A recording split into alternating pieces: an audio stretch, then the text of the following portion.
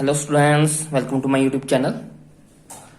तो last video lecture में हमने मोल कंसेप्ट पे बेस्ड कुछ क्वेश्चन सॉल्व किए थे। उस पे हमने दो पार्ट्स बनाए हैं। दोनों पार्ट्स में 10-10 क्वेश्चन सॉल्व किए थे हमने मोल कंसेप्ट के ऊपर। मैंने वो पूरी डिटेल्स और ट्रिक के साथ आपको एक्सप्लेन किए थे। आज का जो टॉपिक है वो हमारा है परसेंटेज कॉम्पोजिशन के ऊपर। आज हम परसेंटेज कॉम्पोजिशन के ऊपर कुछ न्यूमेरिकल्स ट्राई करेंगे। ये सारे न्यूमेरिकल्स जो हैं ये एनसीईआरटी फिंगर टिप बुक में से लिए हैं मैंने, जो कि नीट के लिए काफी इंपॉर्टेंट बुक है। तो शुरू करते हैं। फर्स्ट क्वेश्चन है हमारे पास, 0.48 gram of sample of compound contains boron and oxygen contains 0.192 gram of boron and 0.288 gram of oxygen, what will be the percentage composition of the compound. तो आपको बोरोन और ऑक्सीजन की जो है वो परसेंटेज बतानी है। तो देख के ही आप आंसर टिक कर सकते हो कि इसका जो ऑप्शन नंबर होगा बी होगा। ये मैंने कैसे किया, अगर आप इसका करो, ये हमारे पास है 0.480। अगर आप इन दोनों को ऐड करते हो 0.192 और 0.288 तो हमारे पास आंसर आता है 0.480। ये पूरा 100% है। 0.480 ये पूरा 100% बना रहा है। अगर मैं इसका 10% निकाल लूं तो 10% कितना आ जाएगा, 10% आ जाएगा 0.8%। 0.48% जो है वो 10% आ जाएगा हमारे पास। यहाँ पे ऑप्शंस में पहले में था 60% बोरोन। 60% बोरोन तो हो ही नहीं सकता क्योंकि बोरोन जो है वो कम क्वांटिटी में है, तो फर्स्ट ऑप्शन नहीं हो सकता। सेकंड ऑप्शन में लिखा डी ऑप्शन में 70%, वो भी ज्यादा है बोरोन, तो ये भी नहीं हो सकता। अब बी ऑप्शन बता, बी ट्राई करो। बी में लिखा है 40%। अगर 10% की वैल्यू 0.48 ग्राम है तो 40% की वैल्यू कितनी आ जाएगी, 0.48 को मल्टीप्लाई कर लो 4 के साथ, तो 8 4 जा 32। ये लास्ट में 2 आना था, तो ये इसीलिए इसके एंड में भी 2 लिखा हुआ, जिससे मुझे पता लगा कि आंसर 40 ही होगा। अदरवाइज आप पूरा सॉल्व कर सकते हो। परसेंटेज निकालने का हमारे पास फॉर्मूला होता है, ऊपर जो भी मास है डिवाइडेड बाय टोटल मास जो है उसका मल्टीप्लाइड बाय 100। तो गिवन मास है हमारे पास 0.192। ये बोरोन की निकाल रहे हैं हम, बोरोन की परसेंटेज निकाल रहे हैं हम। उसका गिवन मास है हमारे पास 0.192। टोटल मास हमें दिया हुआ है 0.480 मल्टीप्लाई बाय 100। इसको मल्टीप्लाई करेंगे तो पॉइंट्स के साथ पॉइंट कट जाएगा, ये हमारा हो जाएगा। इस जीरो को अगर हम ना कंसीडर करें तो ये आंसर आएगा हमारा 0.4। अगर आप इसको डिवाइड करोगे 0.4 को 100 से मल्टीप्लाई करोगे तो 40% जो है वो आंसर आ जाएगा हमारा। तो ऑप्शन नंबर बी जो होगा वो करेक्ट होगा। तो कई बार ऑप्शंस की हेल्प से भी क्वेश्चन निकल जाते हैं, जरूरी नहीं होता कि आपको उसको सोल्व करके देखना है। अगर आप थोड़ा सा ऑप्शंस की तरफ देखोगे तो आप इजिली जल्दी से अपने क्वेश्चंस को कर पाओगे। तो नेक्स्ट क्वेश्चन है हमारे पास क्वेश्चन नंबर 2।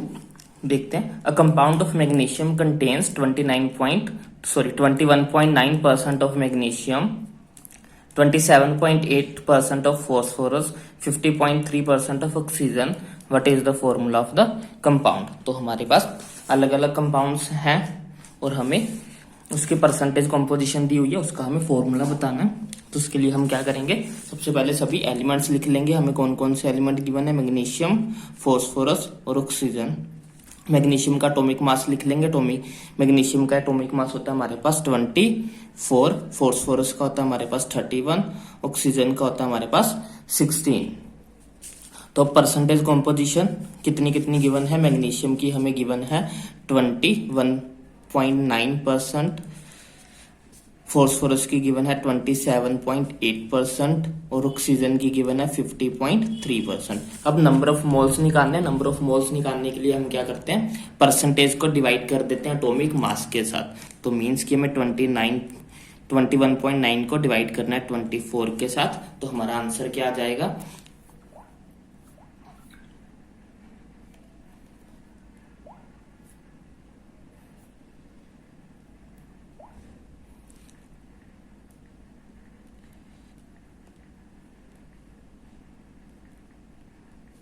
इसको डिवाइड करेंगे तो हमारे पास आ जाएगा 0.91।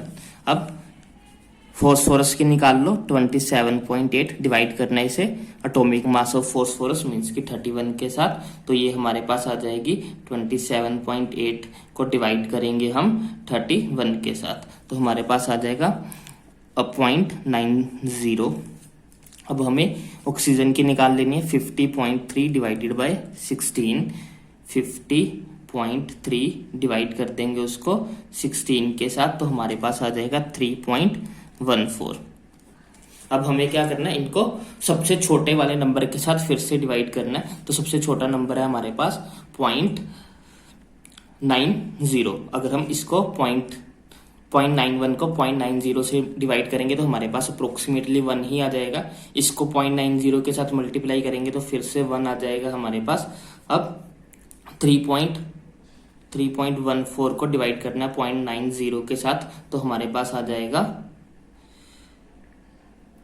3.14 को डिवाइड करना है हमें 0.9 के साथ, तो हमारे पास आ जाएगा अप्रोक्सीमेटली 3.48। अब हमारा नेक्स्ट स्टेप क्या होता है, नेक्स्ट स्टेप होता है हमें इनको होल नंबर बनाना है। इसको होल नंबर बनाने के लिए हम इसका डबल करेंगे। अगर इसका डबल करेंगे तो बाकी सबका भी डबल करना पड़ेगा, तो 1 का डबल 2 हो जाएगा, 1 का डबल 2 हो जाएगा। 3.48 का जो डबल होगा वो ऑलमोस्ट 7 हो जाएगा, तो हम 7 मान के चलेंगे। तो हमारा फॉर्मूला क्या बन गया, Mg2P2O7। तो ये फॉर्मूला बन गया हमारा Mg2P2O7। ए ऑप्शन जो होगा वो इसका राइट वन होगा। आई होप आपको समझ में आया होगा। हमने क्या किया, पहले एटॉमिक मास को डिवाइड, परसेंटेज को एटॉमिक मास से डिवाइड कर दिया, हमारे पास नंबर ऑफ मोल्स आ गए। फिर जो सबसे छोटी वैल्यू थी उसको सबके साथ डिवाइड किया। अगर कोई पॉइंट्स में था तो उसको हमें उसका डबल करके उसको हमने होल नंबर में कन्वर्ट किया। तो नेक्स्ट क्वेश्चन देखते हैं, question number 3। A compound contains two elements X and Y in the ratio of 50% each.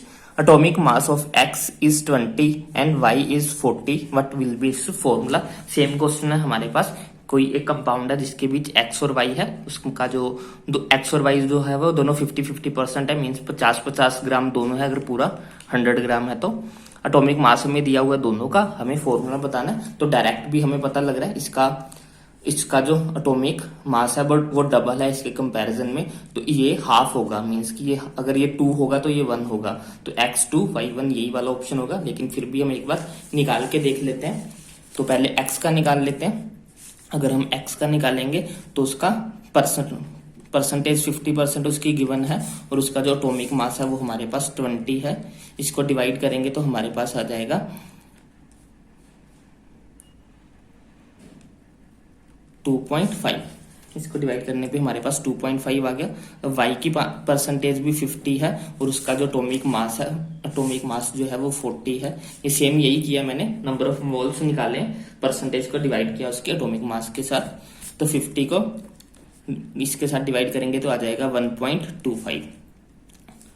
अब छोटे वाला कौन सा, 1.25 छोटा वाला, तो दोनों को 1.25 के साथ डिवाइड कर देंगे। अगर 2.5 को डिवाइड करेंगे 1.25 के साथ तो आंसर आ जाएगा 2, और अगर 1.25 को डिवाइड करोगे 1.25 के साथ तो आंसर आ जाएगा 1। मीन्स कि x2 होना चाहिए, y1 होना चाहिए। तो हमारा फॉर्मूला क्या बन गया, x2y1। x2y1 बी ऑप्शन जो होगा वो करेक्ट ऑप्शन होगा।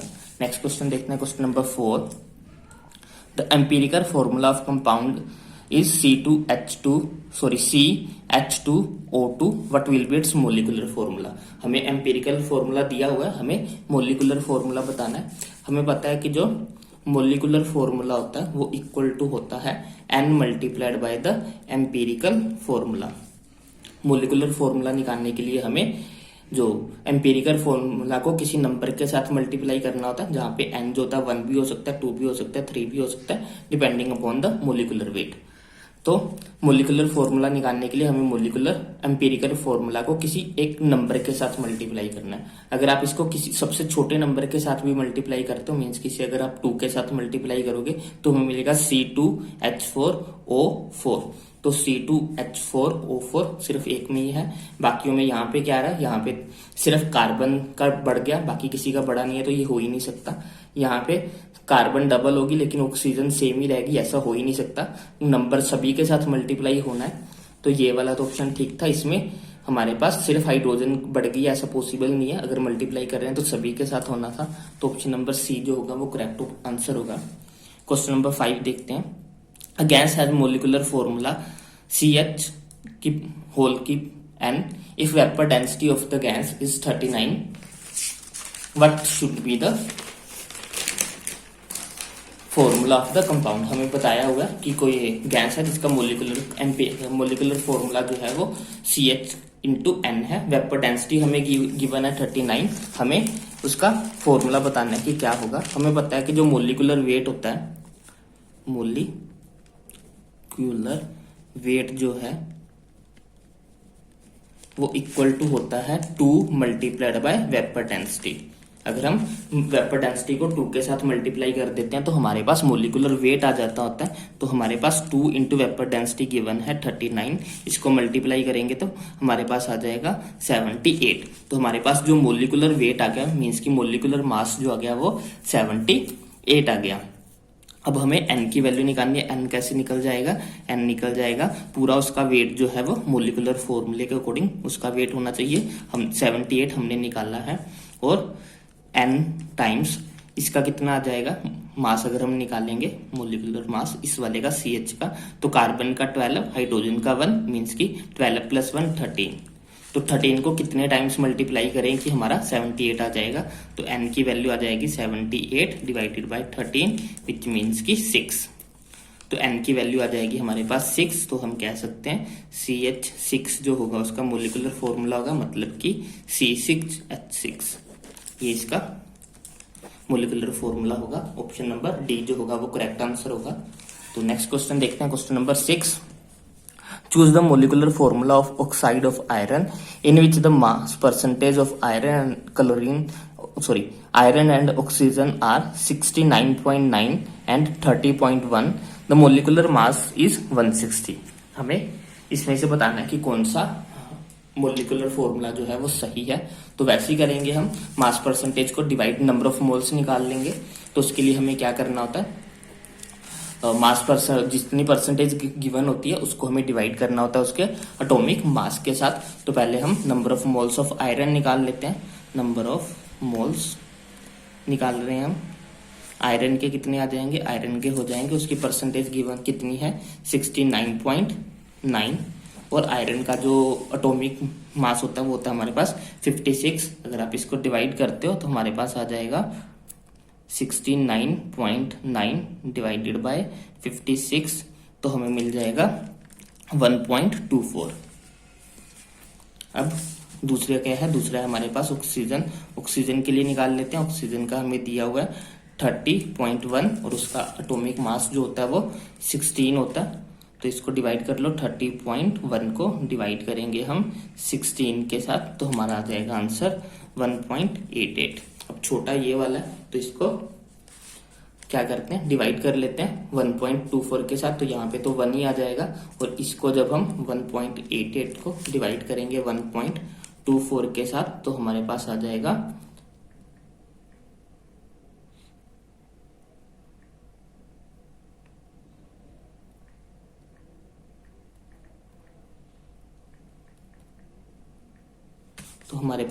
1.51। अब ये पॉइंट्स में है तो इसको होल में करेंगे तो इसका डबल करना पड़ेगा। इसका डबल हाफ का ये है 1.5 का हाफ डबल करेंगे तो हमारे पास आ जाएगा 3। 1 का डबल करेंगे तो आ जाएगा 2, मीन्स की आयरन 2 टाइम्स होना चाहिए और ऑक्सीजन जो है वो 3 टाइम्स होना चाहिए। और अगर हम इसका मोलिकुलर वेट निकालेंगे तो वो भी 160 ही आ जाएगा। तो हमारा आंसर होगा F2O3।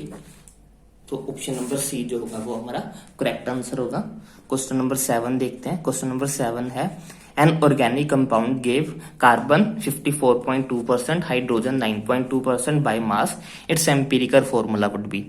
सेम क्वेश्चन है, फिर से हमें एम्पिरिकल फॉर्मूला ही बताना है। तो तीनों का पहले हम नंबर ऑफ मोल्स निकाल लेते हैं। तो क्या क्या है हमारे पास, कार्बन है हमारे पास, हाइड्रोजन है हमारे पास और ऑक्सीजन है हमारे पास। तो परसेंटेज और एटॉमिक मास लिखेंगे। तो परसेंटेज जो है वो कार्बन की कितनी है, कार्बन की है हमारे पास 54.2 हाइड्रोजन की है 9.2 और जो बची हुई होगी वो सारी की सारी हमारी ऑक्सीजन की होनी चाहिए। तो वो हम निकाल लेते हैं कि ऑक्सीजन की कितनी होगी। इन दोनों को ऐड कर लो, 54.2 प्लस 9.2, इसे माइनस कर देंगे हम 100 में से। माइनस कर दो इसे 100 में से।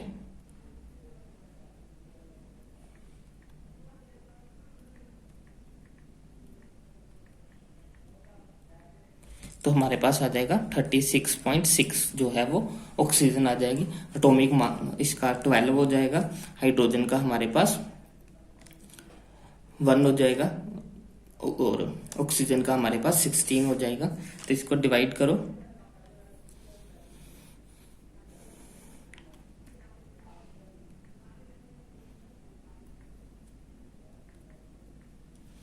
तो ये आ जाएगा हमारे पास 4.51, ये आ जाएगा 9.2 और 36.6 को अगर हम डिवाइड करते हैं 16 के साथ तो हमारे पास आ जाएगा 2.28। अब छोटे वाला नंबर ये है तो इसको सबके साथ मल्टीप्लाई करना है। तो डिवाइड करना है। 4.51 को डिवाइड करेंगे हम 2.228 के साथ तो हमारे पास आंसर आ जाएगा 2। अब इसको डिवाइड करना है 9.2 को डिवाइड करना है 2.28 के साथ तो हमारे पास आ जाएगा 4। इसको करेंगे तो ये 1 ही आ जाएगा। तो मीन्स कि C2 होना चाहिए, H4 होना चाहिए और ऑक्सीजन 1 होना चाहिए। ये फॉर्मूला बन गया हमारा। तो C2H4O जो है वो ऑप्शन नंबर डी में है। तो ऑप्शन नंबर डी जो होगा वो इसका करेक्ट होगा। फॉर्मूलाज निकालने आसान होते हैं। आपको परसेंटेज को डिवाइड करना है एटॉमिक मास के साथ। जो भी आएगा उसमें से सबसे छोटे को सबके साथ डिवाइड करना है। फिर देख लेना अगर सभी होल नंबर है तो ठीक है, अगर होल नहीं है तो हम उसको होल नंबर बनाएंगे उसका डबल करके। अब है क्वेश्चन नंबर 8। क्वेश्चन नंबर 8 क्या कहता है हमें, the relative number of atoms of carbon the relative number of atoms of elements X and Y in a compound are 0.25 and 0.5. The empirical formula is number of atoms दिए हुए means कि हमें number of moles दिए हुए हैं। यहाँ पे percentage नहीं दी हुई है, हमें ये वाली चीज दी हुई है पहले से ही। तो हमें क्या क्या गिवन है, हमें गिवन है 0.25 जो है वो क्या है, X जो है वो 0.25 है और Y जो है वो 0.50 है। तो अब क्या करना है, छोटे वाला नंबर ये है, इसको दोनों के साथ डिवाइड कर लो। तो यहाँ पे आ जाएगा 1, यहाँ पे आ जाएगा 2, मीन्स कि x1 होना चाहिए, y2 होना चाहिए। तो x1 y2 मीन्स कि xy2 ये हो जाएगा ऑप्शन नंबर सी। तो ऑप्शन नंबर सी जो होगा वो इसका करेक्ट होगा। हमें number of moles he given थे तो हमने डिवाइड करके जस्ट उनको होल फ्रैक्शन में बनाना था और बाकी सब कुछ पहले से किया। Two elements P and Q combine to form a compound. Atomic mass of P is 12 and Q is 16. Percentage composition of 7. Percentage of P is 27.3. What will be the empirical formula of the compound? फिर से same question है हमारे पास।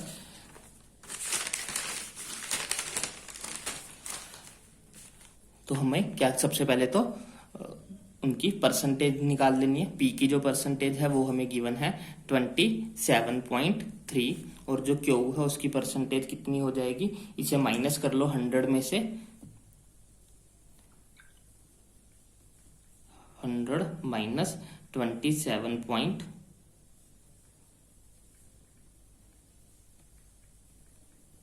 तो ये आ जाएगी हमारे पास 72.7। अब जो इसका P का जो है वो 12 दिया हुआ है हमें और Q का हमें 16 दिया। नंबर ऑफ मोल्स निकाल लेंगे। 27 को डिवाइड करेंगे 12 के साथ और 72.7 को डिवाइड करेंगे 16 के साथ। तो हमारे पास हो जाएगा 27.3 डिवाइडेड बाय 12 इक्वल टू ये हमें देगा 2.27 और जब हम 72.7 को डिवाइड करेंगे 16 के साथ तो हमें मिलेगा 4.45। तो छोटे वाला नंबर ये वाला है, इसको इसी के साथ करेंगे तो 1 आ जाएगा। इसको 4.54 को डिवाइड करेंगे 2.27 के साथ तो हमें 2 मिल जाएगा। मीन्स कि P1 होना चाहिए, Q2 होना चाहिए, P Q2 तो ऑप्शन नंबर डी जो होगा वो इसका करेक्ट ऑप्शन होगा। तो आज के लिए बस इतना ही। आई होप आपको ये समझ में आए होंगे। अगर आपको कोई भी डाउट हो या फिर कोई भी सजेशन हो तो आप कमेंट सेक्शन में लिख सकते हैं। Thanks for watching. अगर आपको वीडियोस पसंद आ रही हैं तो इसे लाइक करें, शेयर करें और चैनल को जरूर सब्सक्राइब करें। Thanks for watching.